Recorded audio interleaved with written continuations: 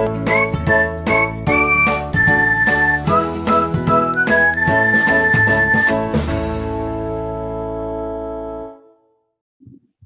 afternoon, everyone.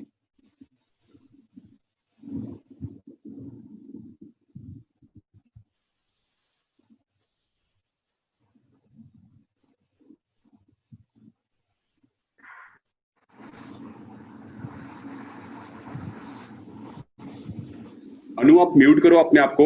अनु बेटा mute करो।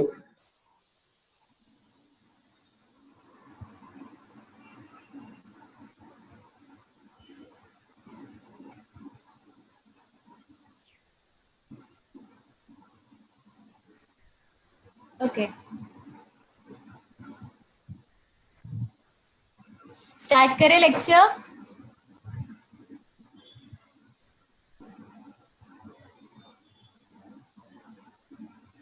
Ma'am continue start कर लीजिए। ओके, सो लास्ट लेक्चर में हमने पढ़ा हमारा कार्बन साइकिल, ठीक है। उसके पहले हम लोग ने पढ़ा बायो जियो केमिकल साइकिल। सो बेसिकली हमारा कार्बन साइकिल क्या था, मतलब it is a quick revision. Okay, so carbon cycle क्या था, वो एक फेज से दूसरे फेज पे कैरी ऑन होता था with equal amount, equal energy transfer करता था, ठीक है। एंड ट्रांसफर होने के बाद वो वापस वो कार्बन रिटर्न बैक हो जाता था।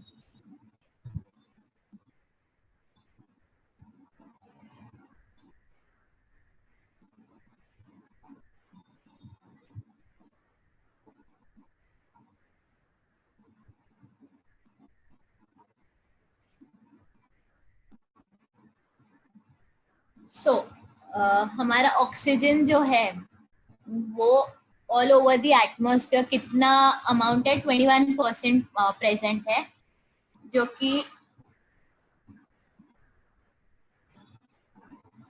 कि हमारा हाइड्रोस्फीयर और लिथोस्फीयर में भी प्रेजेंट है हमारा ऑक्सीजन, ठीक है। फिर वो सर्कुलेट होते रहता है, कहीं ना कहीं वो अपने आप को रिसाइकिल करता है, ठीक है। चलो,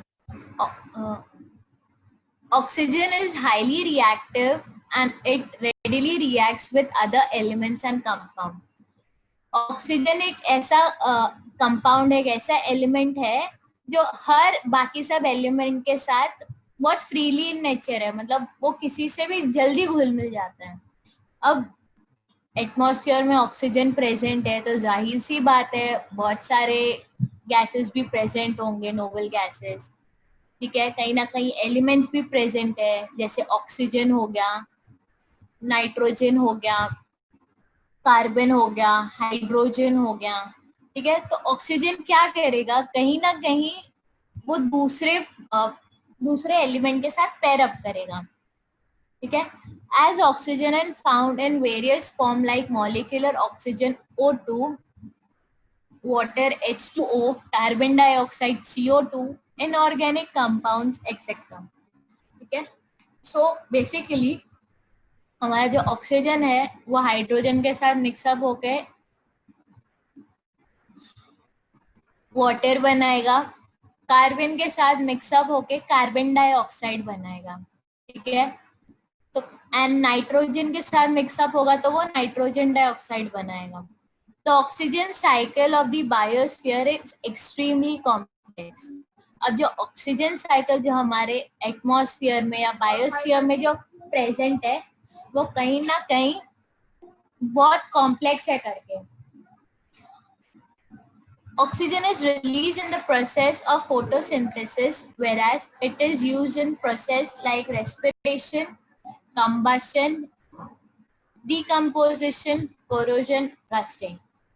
ऑक्सीजन जो है वो रिलीज होने के बाद फोटोसिंथेसिस में जो यूज अप हो जाता है, और जो बाकी बचा कुचा जो ऑक्सीजन है, या तो वो रेस्पिरेशन प्रोसेस, रेस्पिरेशन मतलब एक्सचेंज ऑफ गैसेस, जहाँ पे इनहेलेशन और एक्सहेलेशन का प्रोसेस टेक्स प्लेस करता है। इनहेलेशन मतलब सांस लेना, एक्सहेलेशन मतलब सांस छोड़ना, कंबशन मतलब कंबाइन करना। अगर ऑक्सीजन आपका कार्बन के साथ पेयर अप कर रहा है तो कहीं ना कहीं कार्बन डाइऑक्साइड फॉर्म आउट करेगा। डिकम्पोजिशन मतलब डिकम्पोज कर देना। अब ऑक्सीजन एक पर्टिकुलर एनिमल में या पर्टिकुलर लिविंग ऑर्गेनिज्म में प्रेजेंट है, वो जैसे जैसे डिग्रेड हो जाएगा वो डिकम्पोजिशन स्टेट में आ जाएगा, डिकम्पोज स्टेज में आएगा। सो हमारे सॉइल में बेसिकली ऑक्सीजन प्रेजेंट भी होता है।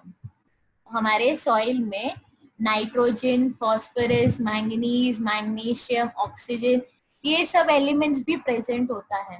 सो कहीं ना कहीं हमारा ऑक्सीजन डिकम्पोजिशन प्रोसेस में भी हेल्प आउट करेगा। Corrosion corrosion and rusting is basically आपका जंग लग जाना, ठीक है। अभी लोहे का हो गया या आयरन रॉड्स हो गए, उस पे जंग लग जाता है, ठीक है। तो दैट इज बेसिकली ऑक्सीजन के प्रेजेंट में ये corrosion and rusting take place करता है। Do you know micro organism use oxygen for respiration? Such microbes are called aerobes.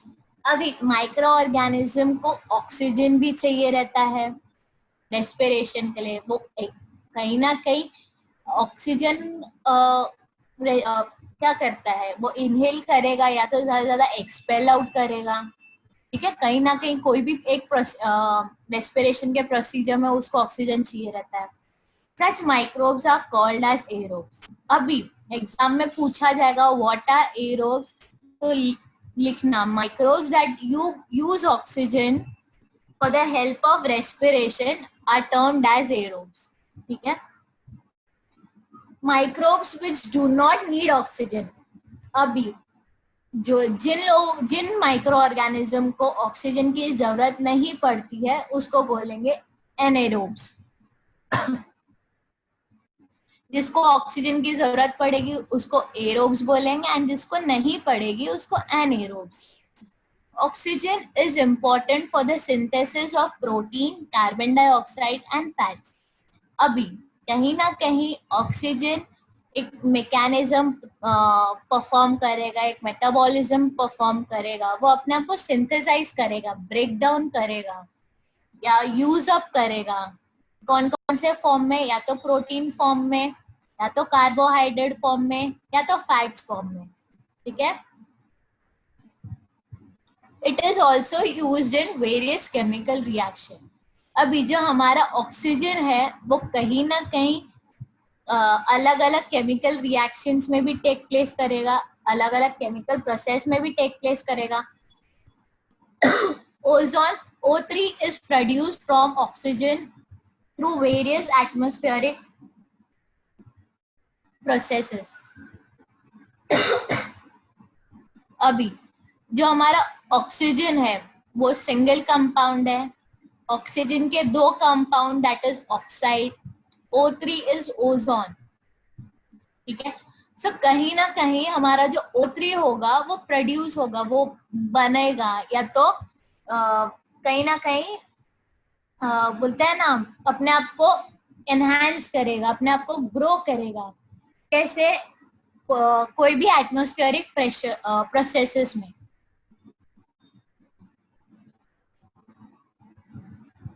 अब हमारा फोर्थ साइकिल है दी नाइट्रोजन साइकिल, ठीक है।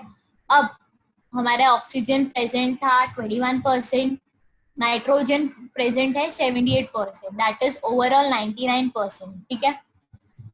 Nitrogen form 78%, that is the maximum portion of the atmosphere. अभी हमारे atmosphere में नाइट्रोजन का बोलते हैं ना वैल्यू कितना है, इम्पोर्टेंस कितना है, that is around 78%. It is necessary for the maintenance of the cycle of nature.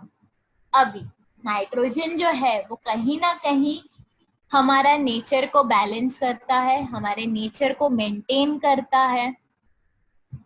The circulation and recycling of nitrogen gas into the form of different compounds through various biotic and abiotic process in nature is called as the nitrogen cycle. अभी हमारा जो nitrogen cycle जो circulate होता है, जो recycle होता है, वो कहीं ना कहीं अलग फॉर्म में बनता है या अलग फॉर्म में यूज आउट होता है। या तो वो बायोटिक प्रोसेस लिविंग प्रोसेस में है, तो abiotic that is non living process में। अभी हमारा नाइट्रोजन है वो कहीं ना कहीं एटमॉस्फेयर में प्रेजेंट है, हम इनहेल करेंगे। नाइट्रोजन जो है वो गैसियस फॉर्म में है ना, हम इनहेल करेंगे, हमारे बॉडी को नाइट्रोजन की जरूरत है, प्लांट्स को नाइट्रोजन की जरूरत है। एनिमल जो काउ डंग होता है, काउ डंग में भी high amount of nitrogen present रहता है, ठीक है।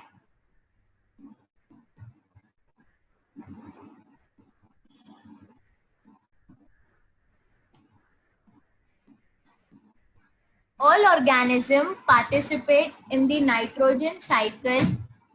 It is an important component of protein and nucleic acid. अभी जो हमारा नाइट्रोजन साइकिल है बहुत सारे ऑर्गेनिज्म के लिए बोलते हैं ना इम्पोर्टेंट होता है। इम्पोर्टेंट एज इन वो कहीं ना कहीं प्रोटीन यूज करता है या तो फिर न्यूक्लिक एसिड फॉर्म में यूज अप होता है। As compared to the other elements, it is inactive and does not easily combine with other elements. अभी ऑक्सीजन जो था वो ज्यादा फ्रेंडली था, वो बाकी सब एलिमेंट्स के साथ मिक्स अप हो जाता था। बट नाइट्रोजन जो है वो इतना फ्रेंडली नहीं है, इतना एक्टिव नहीं है कि वो कोई भी बाकी एलिमेंट्स के साथ वो मिक्स अप हो जाए या कंबाइन कर सके। अभी नाइट्रोजन हाइड्रोजन मॉलिक्यूल के साथ पेयर अप करेगा तो वो अमोनिया प्रेजेंट करेगा, ठीक है। अब most organism can not use the free form of nitrogen. अभी कोई कोई ऑर्गेनिज्म जो है, चाहे वो लिविंग ऑर्गेनिज्म हो, चाहे वो होता है ना नॉन लिविंग ऑर्गेनिज्म, माइक्रोस्कोप्स, ये सब, तो वो क्या करेंगे, डायरेक्टली नाइट्रोजन यूज अप नहीं करेंगे। वो लोग को कहीं ना कहीं नाइट्रोजन का दूसरा फॉर्म चाहिए रहेगा या मिक्स्ड फॉर्म चाहिए रहेगा, ठीक है। चलो, नाइट्रोजन साइकिल के 4 स्टेजेस है या 4 बोलते हैं ना 4 मीनिंग्स है। पहला है नाइट्रोजन फिक्सेशन, सेकंड है अमोनिफिकेशन, थर्ड है नाइट्रिफिकेशन एंड फोर्थ है denitrification. Nitrogen fixation means conversion of nitrogen into nitrates and nitrites through atmospheric, industrial and biological process. अभी हमारे सराउंडिंग में, हमारे एटमॉस्फेयर में नाइट्रोजन प्रेजेंट है, ठीक है। बट नाइट्रोजन को नाइट्रेट करने के लिए कहीं ना कहीं हमें एक बोलते हैं ना नाइट्रोजन का मॉलिक्यूल चाहिए रहेगा। सो नाइट्रोजन नाइट्रेट में कन्वर्ट होगा एंड नाइट्रेट को नाइट्राइड्स में कन्वर्ट करेगा। फिर कहीं ना कहीं हमारा जो नाइट्रोजन है वो इंडस्ट्रियल प्रोसेस में या तो फिर बायोलॉजिकल प्रोसेस में चेंज आउट होगा।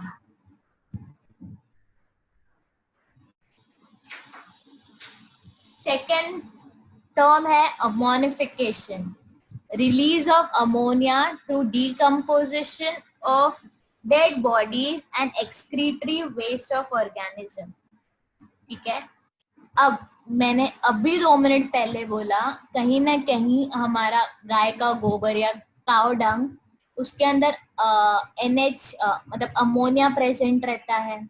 सो वही release of ammonia through decomposition, कहीं ना कहीं डिकम्पोजिशन में अमोनिया रिलीज होता है डिकम्पोजिशन प्रोसेस में, या डिकम्पोजर्स जो है बोलते हैं ना खाद को अमोनिया बोला जाता है, ठीक है। सो हमारा जो काउ डंग हो गया या कोई भी डिकम्पोजर्स हो गए डिकम्पोजिशन, उसको अमोनिया बोला जाता है। या तो वो कहाँ से अराइज होता है, या तो वो डेड बॉडी से अराइज करेगा, नहीं तो फिर excretory waste of organism. Excretory waste मतलब बॉडी का एक्सक्रीटरी पार्ट, एक्सक्रीटरी मतलब वेस्ट प्रोडक्ट हो गया। सो हम ह्यूमन का वेस्ट प्रोडक्ट क्या होता है या तो यूरिन होता है या तो फीसिस होता है, ठीक है।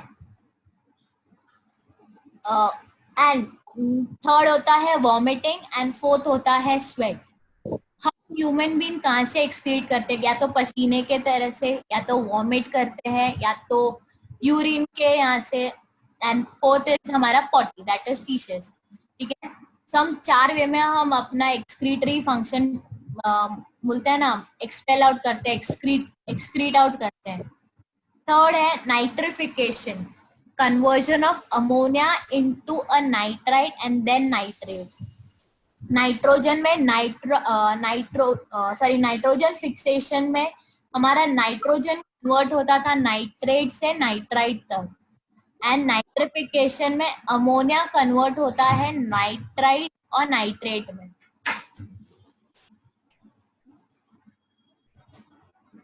फोर्थ है denitrification, conversion of nitrogen compound into gaseous nitrogen.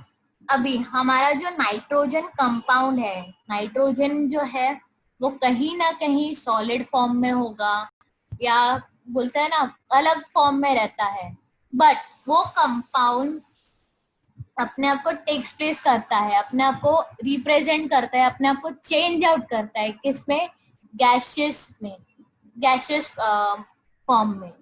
so that is gentrification। इतना समझा स्टूडेंट?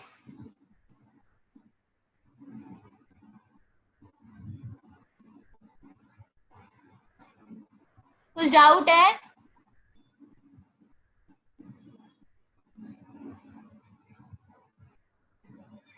मिस एक बार पूरा लेसन शॉर्ट में समझा दोगी प्लीज? कौन बोल रहा है? लक्ष्य। ओके। विभरी क्या हुआ, आपको नहीं समझा?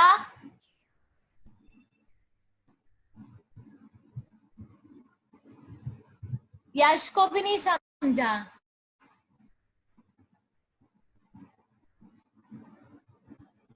यश क्या हुआ, आपको नहीं समझा क्या?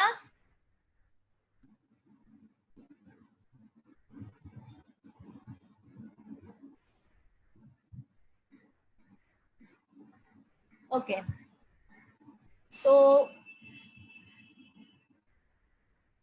ठीक है। सो बेसिकली जो 7th चैप्टर है एनर्जी फ्लो इन इकोसिस्टम, वो कैसे डिपेंड, मतलब क्या कैटेगराइज करता है, क्या बोला गया है, जो हमारे जो इकोसिस्टम में जो एनिमल्स है, जो कंपोनेंट्स है, जो कंज्यूमर्स है, वो अपने आप को कैसे रिप्रेजेंट करते हैं, कैसे वो लोग का मॉडिफिकेशन होता है, वो लोग को सर्वाइवल के लिए क्या चाहिए रहता है, वो सब है, ठीक है। सो पहला हेडिंग है एनर्जी फ्लो एंड इकोसिस्टम। उसमें एनर्जी फ्लो में हमारे लिविंग ऑर्गेनिज्म जो है वो 4 पार्ट में डिवाइड होते हैं। प्रोड्यूसर्स जो प्रोड्यूस करता है, कंज्यूमर जो कंज्यूम करता है, सैप्रोफाइट्स आर बेसिकली जो डेड प्लांट्स ये सब पे डिपेंड करता है, एंड डीकम्पोजर्स जो होते हैं हमारे माइक्रो ऑर्गेनिजम्स होते हैं, ठीक है। इतना समझा? अब जो प्रोड्यूसर होता है वो क्या प्रोड्यूस करेगा, खाना प्रोड्यूस करेगा। जो कंज्यूमर होता है वो क्या करेगा, खाना खाएगा। सैप्रोफाइट्स क्या होगा, वो खाने को ब्रेक डाउन करेगा छोटे छोटे पार्ट्स में, एंड खाने को कौन ब्रेक डाउन करेगा, वो होता है डीकम्पोजर्स। डन। अब एनर्जी फ्लो होगा, वो कहीं ना कहीं फूड साइकिल या फूड वेब में डिस्टिंग्विश किया जाएगा। तो हमारा जो फूड चेन जो होता है वो एक ऑर्गेनिज्म से दूसरे ऑर्गेनिज्म पे डिपेंड करता है। ये जो हमारा साइकिल है, ठीक है। ग्रास जो है वो किसके ऊपर डिपेंडेंट है, सनलाइट पे, दैट इज ऑटोट्रॉप, ठीक है। वो प्रोड्यूसर है। कंज्यूमर कौन हो गया यहाँ पे, फ्रॉग हो गया, ग्रास हॉपर हो गया और स्नेक हो गया। ये लोग क्या करेंगे, एक दूसरे को खाएंगे। अब हमारा जो ईगल है वो भी कहीं ना कहीं कंज्यूमर है, बट हमारे ईगल को कौन खाएगा, दैट इज नथिंग बट हमारे माइक्रो ऑर्गेनिज्म, ठीक है। तो माइक्रो ऑर्गेनिज्म क्या हो गए, हमारे सैप्रोफाइट्स हो गए, एंड सैप्रोफाइट्स जो ब्रेक डाउन होगा वो होगा हमारा माइक्रो ऑर्गेनिज्म, ठीक है, दैट आर डीकम्पोजर्स। अब जब डीकम्पोजर्स अपने आप को डीकम्पोज करेंगे तो वो कहीं ना कहीं एक एनर्जी रिलीज करेंगे, हीट रिलीज करेंगे। हम ज्यादा खा लेते तो ज्यादा खाने के बाद हमें थकान होती है, आलस आता है, हम अपने आप को कहीं ना कहीं वो थकान दूर करने के लिए एक्सरसाइज करते हैं, कोई फॉर्म में अपने आप को बिजी करते हैं, ठीक है। सो वैसे ही हमारे जो डीकम्पोजर्स होते हैं वो ज्यादा खाने के बाद ज्यादा खा लेंगे, फिर वो लोग एक हीट प्रोड्यूस आउट करते हैं। अब ये हमारा है फूड वेब। फूड वेब मतलब एक दूसरे पे डिपेंडेंट होना डायरेक्टली या इनडायरेक्टली, ठीक है। इसका मैंने एग्जाम्पल दिया था क्लास में कि मैं कहीं ना कहीं एक स्टूडेंट पे डिपेंडेंट हूँ, वो स्टूडेंट किसी और स्टूडेंट पे डिपेंडेंट है, ठीक है। सो कहीं ना कहीं हमारे एनवायरनमेंट में, हमारे सराउंडिंग में कोई भी लिविंग ऑर्गेनिज्म डायरेक्टली सिर्फ एक ही चीज पर थोड़ी ना डिपेंडेंट रहेगा, उसको भी अपने सर्वाइवल के लिए किसी ना किसी और एनिमल पे इंटरडिपेंडेंट होना पड़ेगा। अब हमारा जो ट्रॉपिक लेवल आया, ठीक है, एनर्जी पिरामिड, वो दो इसमें डिवाइडेड है, एक ट्रॉपिक लेवल और दूसरा पिरामिड ऑफ एनर्जी। जो ट्रॉपिक लेवल है वो अपने आप को फूड चेन, अलग अलग फूड चेन में डिवाइड करता है, ठीक है, अलग अलग स्टेज पे डिवाइड करता है। अभी ओमनीवरस जो हायर एनिमल है, ओमनीवरस कौन हो गए? बेसिकली हम ह्यूमंस हो गए, ठीक है, जो लिविंग और नॉन लिविंग दोनों खाता है। कार्निवरस हो गया जो सिर्फ और सिर्फ एनिमल्स खाता है, ठीक है, that is non veg. And herbivorous जो है वो क्या होगा, जो सिर्फ प्लांट्स पे डिपेंडेंट करेगा। और फोर्थ स्टेज जो है वो हमारा प्लांट है, दैट इज द प्रोड्यूसर्स, जो अपने आप को प्रोड्यूस करेगा। सो आप नीचे से ऊपर जाओगे तो कहीं ना कहीं एक फेज दूसरे फेज पे डिपेंडेंट है। ओमनीवरस कार्निवोरस पे डिपेंडेंट है, मतलब ह्यूमन बीइंग कहीं ना कहीं फिश खाएगा, चिकन खाएगा, ठीक है, तो चिकन कहीं ना कहीं, फिश कहीं ना कहीं, हर्बीवरस थोड़े बहुत हर्बीवरस खाएंगे। हम ह्यूमन बीइंग भी है ओमनीवरस, राइट, हम वेजिटेरियन भी है as well as non vegetarian भी है। हम कहीं ना कहीं कार्निवोरस भी खाएंगे और हर्बीवोरस भी खाएंगे। एंड हर्बीवोरस किसके ऊपर डिपेंडेंट होता है? Producers, that is plant, autotroph के ऊपर डिपेंडेंट होता है।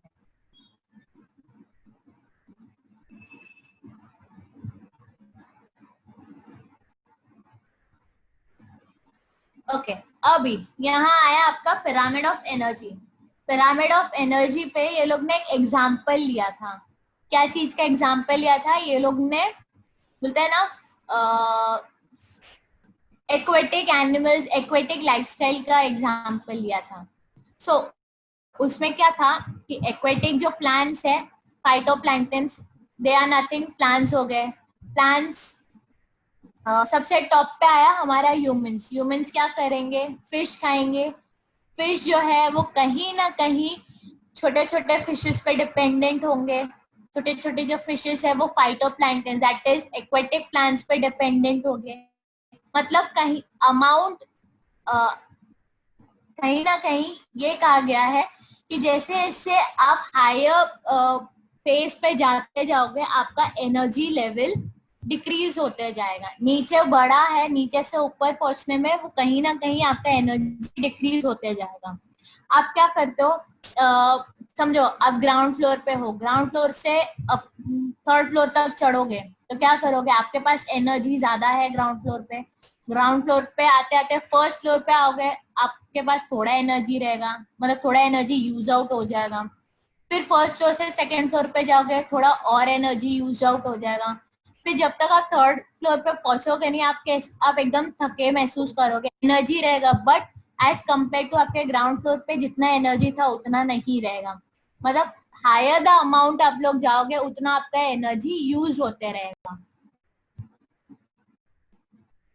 ठीक है। फिर हमारा जो फूड साइकिल, फूड चेन एक दूसरे के ऊपर डिपेंडेंट रहता है। अब ये सब साइकिल जो फूड चेन वगैरह है वो कहीं ना कहीं साइकिल्स के ऊपर डिपेंड करता है, कहीं ना कहीं केमिकल्स के ऊपर डिपेंड करता है। सो पहला साइकिल है हमारा बायोजियो केमिकल साइकिल, जो कहीं ना कहीं बोलते हैं ना इक्वल अमाउंट पे इक्वल फॉर्म में वो लोग न्यूट्रिएंट्स क्या बोलते हैं ट्रांसफर करते हैं। ठीक है, हमारे सराउंडिंग में ऑक्सीजन, कार्बन, नाइट्रोजन जो भी हमने पढ़ा वो इक्वल अमाउंट में प्रेजेंट है, कहीं ज्यादा कहीं कम बट प्रेजेंट है, बट इक्वल अमाउंट पे हम यूटिलाइज करते हैं। जैसे हमारे लिए खाना इम्पोर्टेंट है, सेम टाइम पे खाने के साथ साथ पानी भी इम्पोर्टेंट है। आप सिर्फ और सिर्फ खा नहीं पाओगे, कहीं ना कहीं आपको स्वॉलो करने के लिए, अपना प्यास मिटाने के लिए आपको पानी की जरूरत रहती है।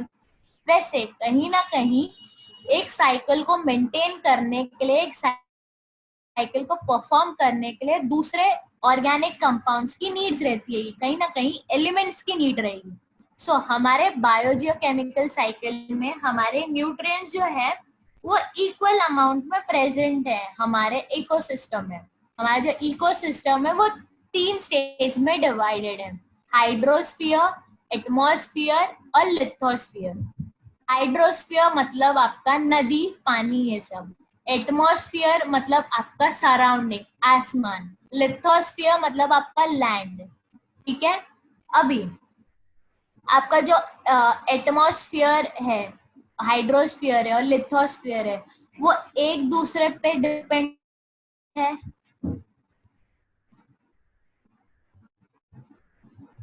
अभी हमारे एटमॉस्फेयर में जो बायोजियो केमिकल साइकिल है उसमें 2 साइकिल प्रेजेंट है, गैसियस और सेडिमेंट्री साइकिल। जो गैसियस साइकिल है वो गैसियस फॉर्म में प्रेजेंट रहेगा। ठीक है, नाम में ही डिनोट कर रहा है गैस। ठीक है, तो गैस कौन कौन से हो गए, नाइट्रोजन हो गया, ऑक्सीजन हो गया, कार्बन डाइऑक्साइड हो गया और वाटर वेपर हो गया। वाटर वेपर भी कहीं ना कहीं इवेपोरेट होता है। सो गैसियस कंपाउंड जो है वो गैसियस साइकिल जो है वो गैसियस कंपाउंड पे डिपेंडेंट है, कंपोनेंट पे है। एंड सेडिमेंट्री जो है दैट इज हार्ड रॉक्स हो गए, सॉइल हो गए, ये सब में डिपेंडेंट है। ठीक है, एंड सेडिमेंट्री कंपोनेंट्स क्या क्या हो गए आपके, आयरन हो गए, कैल्शियम हो गया, फास्फोरस हो गया, ये सब। अभी हमारे जो साइकिल है, चिल्ड्रंस तुम लोग के पास टेक्स्ट बुक है क्या साइंस का या पीडीएफ है?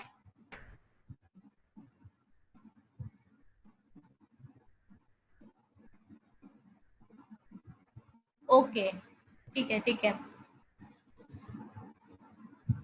अभी हमारा जो साइकिल है वो जो बायोजियो केमिकल साइकिल है वो कहीं ना कहीं अपने आप को see if you are not having, तो मैं आप लोग को पीडीएफ दे रही हूँ, वो आप लोग तुरंत सेव कर लो, नहीं तो फिर वो जूम मीटिंग जैसे एंड अप होगा वो पीडीएफ भी चला जाएगा। ठीक है,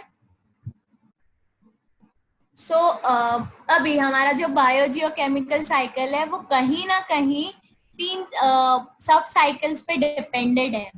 हमारा पहला हो गया ऑक्सीजन साइकिल, पहला कार्बन साइकिल, फिर दूसरा ऑक्सीजन साइकिल, तीसरा नाइट्रोजन साइकिल। जो हमारा कार्बन साइकिल है वो अपने आप को इक्वल अमाउंट में क्या करेगा, सर्कुलेट करेगा और रिसाइकिल करेगा। रिसाइकिल मतलब अलग अलग फॉर्म में अपने आप को रिप्रेजेंट करेगा। अब जो हमारा कार्बन है कहीं ना कहीं ऑक्सीजन के साथ मिक्सअप होके वो कार्बन डाइऑक्साइड बनाएगा। अब जो कार्बन डाइऑक्साइड है वो उसको बोलते हैं ना फोटोसिंथेसिस की जरूरत है, रेस्पिरेशन की जरूरत है। ठीक है, तो जैसे जैसे वो अपने आप को रिसाइकिल करेगा, अपने आप को रीफॉर्म करेगा, रीबिल्ड करेगा, तो उसका एनर्जी यूज अप होने लगेगा। अभी कार्बन साइकिल जो है वो एक फेज से दूसरे फेज में इक्वल अमाउंट में सर्कुलेट होगा। सनलाइट से आएगा, सनलाइट से हम मतलब ऑक्सीजन के साथ कंबाइन होके हम ह्यूमन बीइंग एक्सपेल आउट करते हैं, मतलब हम बाहर निकालते हैं। सो क्या होगा, कहीं ना कहीं कार्बन डाइऑक्साइड बाहर निकाल रहे हैं, तो कार्बन डाइऑक्साइड हमारा प्लांट्स लेगा, क्योंकि प्लांट्स के सर्वाइवल के लिए कार्बन डाइऑक्साइड प्रेजेंट है, ठीक है। एंड हर्बीवोरस जो क्या करता है, वो प्लांट के ऊपर फीड करेगा, ठीक है। एंड कार्बन डाइऑक्साइड कार्निवोरस रहता है, वो हर्बीवोरस पे फीड होगा। सो कहीं ना कहीं आपका जो कार्बन साइकिल है वो यूटिलाइज हो रहा है एक फेज से दूसरे फेज पे, ठीक है। अभी दूसरा साइकिल है हमारा ऑक्सीजन साइकिल। ऑक्सीजन भी जो है वो प्रेजेंट है 21% हमारे एटमॉस्फेयर में। और ऑक्सीजन जो है वो हाईली एक्टिव है, ठीक है, मतलब वो ज्यादा फ्रेंडली है बाकी सब कंपाउंड के साथ, बाकी सब बोलते हैं ना एलिमेंट्स के साथ। अभी ऑक्सीजन प्रेजेंट तो है, बट कहीं ना कहीं एटमॉस्फेयर में आपका हाइड्रोजन भी प्रेजेंट है, नाइट्रोजन भी प्रेजेंट है, फिर कार्बन भी प्रेजेंट है। तो ऑक्सीजन क्या करेगा, वो अपने आप को पेयर अप करेगा बाकी एलिमेंट्स के साथ। तो अगर आपका ऑक्सीजन हाइड्रोजन के साथ पेयर अप हो रहा है तो वो वाटर मॉलिक्यूल बनाएगा, नाइट्रोजन के साथ पेयर अप हो रहा है तो नाइट्रोजन डाइऑक्साइड बनाएगा। फिर आपका ऑक्सीजन अगर कार्बन के साथ पेयर अप हो रहा है तो कार्बन डाइऑक्साइड बनाएगा। सो कहीं ना कहीं आपका ऑक्सीजन अपने आप को बोलते हैं ना रिसाइकिल कर ही रहा है, पर अपने आप को सर्कुलेट भी कर रहा है ओवरऑल दी एटमॉस्फेयर, ओवरऑल दी बायोस्फीयर। मतलब यूज्ड अप हो रहा है ना ऑक्सीजन अलग अलग वे में, अलग अलग प्रोसेस में। अभी थर्ड साइकिल आया हमारा नाइट्रोजन साइकिल। जो नाइट्रोजन साइकिल है वो एटमॉस्फेयर में 78% कैरी करता है। जैसे हमारा ऑक्सीजन हाईली एक्टिव था, वो एक दूसरे के मतलब वो एक ऐसा बोलते हैं ना एक ऐसा एलिमेंट था जो बाकी सब एलिमेंट के साथ पेयर अप हो जाता था। बट नाइट्रोजन का केस अलग है, वो नॉन फ्रेंडली है, वो नॉन एक्टिव है, वो अपने आप को पेयर अप नहीं करता है दूसरों के साथ इतने जल्दी। अगर पेयर अप करेगा भी तो वो क्या करेगा, एक तो वो बायोटिक और एबायोटिक प्रोसेस में प्रेजेंट है। मतलब कहीं ना कहीं बारिश के फॉर्म में भी, थंडरिंग मतलब क्लाउड्स में भी नाइट्रोजन प्रेजेंट रहता है, हमारे काउ डंक में भी प्रेजेंट है। मतलब आपका जो नाइट्रोजन है वो biotic factors and abiotic factors दोनों कैरी करता है, ठीक है। अब नाइट्रोजन साइकिल जो है वो कहीं ना कहीं 4 फॉर्म में डिवाइडेड है, ठीक है। 4 फॉर्म कौन से हो गए, नाइट्रोजन फिक्सेशन, अमोनिफिकेशन, नाइट्रिफिकेशन और डेंट्रिफिकेशन। नाइट्रोजन फिक्सेशन में क्या होगा, आपका जो नाइट्रोजन कंपाउंड है या नाइट्रोजन एलिमेंट है वो अपने आप को 2 फॉर्म में चेंज आउट करेगा। नाइट्रोजन को चेंज करेगा नाइट्रेट में, that is 1 form, and nitrate को चेंज करेगा नाइट्राइड्स में, दूसरे फॉर्म में। एंड ये जो इसके जो 2 प्रोसेसेस होते हैं वो कहीं ना कहीं आपके इंडस्ट्रियल प्रोसेस में टेक्स प्लेस करता है, नहीं तो फिर या तो बायोलॉजिकल प्रोसेस में टेक प्लेस करता है। दूसरा है आपका अमोनिफिकेशन। अमोनिफिकेशन मतलब आपका जो अमोनिया जो रिलीज होता है, या बोलते हैं जो वेस्ट प्रोडक्ट जो रिलीज होता है, वेस्ट प्रोडक्ट जो मिलता है आपको एनिमल के वेस्ट से, या तो कोई भी लिविंग ऑर्गेनिज्म का जो एक्सक्रीटरी वेस्ट होता है वो कहीं ना कहीं अमोनिया रिलीज करता है, ठीक है। नाइट्रिफिकेशन, नाइट्रिफिकेशन में क्या होता है, आपका जो अमोनिया रहता है वो 2 स्टेजेस में डिवाइड करता है, कन्वर्ट करता है। अमोनिया अपने आप को कन्वर्ट करेगा नाइट्राइड में, ये एक फेज हो गया। दूसरा फेज है नाइट्राइड को कन्वर्ट करेगा नाइट्राइड में, ये हो गया आपका दूसरा फेज, ठीक है। व्हाट इज डेंट्रिफिकेशन, डेंट्रिफिकेशन क्या होता है, नाइट्रोजन कंपाउंड है वो अपने आप को चेंज आउट करेगा, किसमें, गैसियस नाइट्रोजन में। कहीं ना कहीं आपका नाइट्रोजन जो है वो अलग फॉर्म ऑफ एलिमेंट में रहेगा, बट बोलते हैं ना अपने आप को चेंज आउट कैसे करेगा, गैसियस नाइट्रोजन में चेंज आउट करेगा, अपने आप को कन्वर्ट करेगा। डन, इतना समझा स्टूडेंट्स?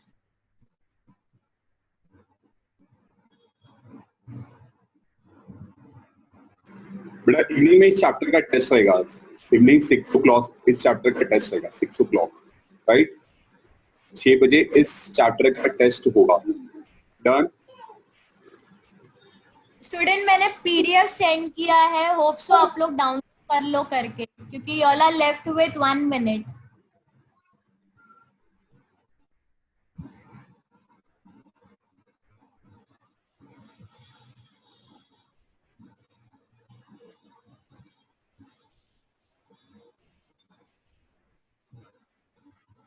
स्टूडेंट कोई डाउट नहीं है ना किसी को?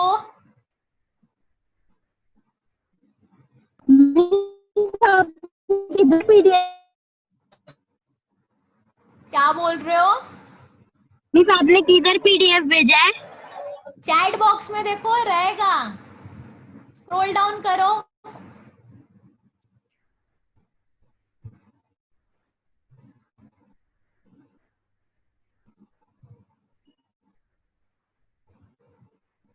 आप एक काम करो, आप ना चैट सेव कर लो, चैट सेव कर लोगे तो आपको पीडीएफ भी सेव हो जाएगा, ठीक है?